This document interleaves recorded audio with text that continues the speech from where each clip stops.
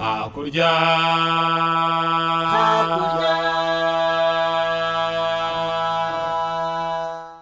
imigezi ya Ethiopia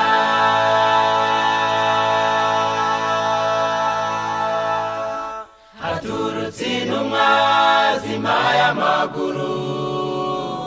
zigendera ku bihare Ngorogoto zijya kuvuga ubutumwa hakurya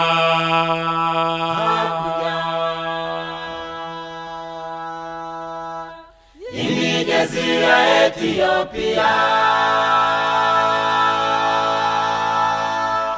haturutse intumwa z'impaye amaguru zigendera ku bihare Ngorogoto zijya kuvuga ubutumwa zigendera kuri gahunda umuntu wese aromboreza imbere ye yihuta nk'intwari kandi burira inkike abarwanyi kandi nawe uteshuka mu nzira izo ntumwa zigendera kuri gahunda umuntu wese aromboreza imbere ye yihuta nk'intwari kandi burira inkike abarwanyi kandi nawe uteshuka mu nzira batwaye ubutumwa bwiza imbabazi ngo baburire isi yacu bigisha abantu kwirinda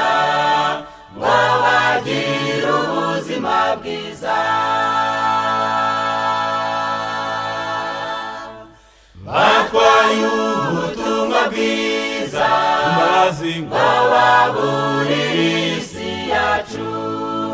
bigisha abantu kwirinda ngo bagire ubuzima bwiza izo ntumwa zigisha n'ubuhanuzi ugendere ye kuvana abantu mw'iroro bigisha uburezi n'umuryango mwiza utsindishirizwa n'ubuntu kubwo kwizera izo ntumwa zigisha n'ubuhanuzi ugendere ye kuvana abantu mw'iroro bigisha uburezi n'umuryango mwiza utsindishirizwa n'ubuntu kubwo kwizera bazitwa ahica ibyuho abarozi basibura inzira zijya mu ngo basubiza wifatiro zahozeho ku ngoma nyinshi bazitwa abica ibyuho abarozi basibura inzira zijya mu ngo basubiza wifatiro zahozeho ku ngoma nyinshi abakomeye bazifuza kujya mu mwanya umunyafurika wizeye ubutumwa bwiza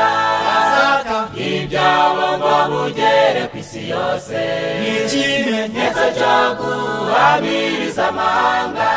abakomeye bazifuza kujya mu mwanya umunyafurika wizeye ubutumwa bwiza